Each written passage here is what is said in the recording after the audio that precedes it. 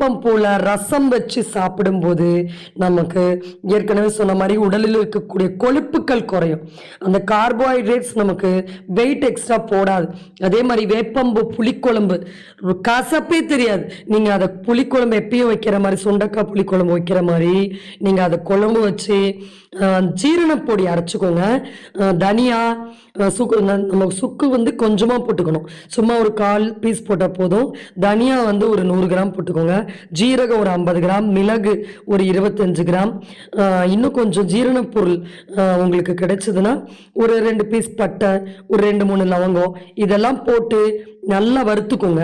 வறுத்து அதை பொடி செஞ்சு இந்த ஜீரண பொடியை கண்டிப்பாக எல்லா குழம்புகள்லையும் போட்டு நம்ம சாப்பிடும்போது வயிற்றில் இருக்கக்கூடிய வாயு கோளாறு, வயிற்றில் இருக்கக்கூடிய வாயு மந்தத்தினால் வரக்கூடிய மலச்சிக்கல் பிரச்சனை, இந்த மாதிரி கேஸ்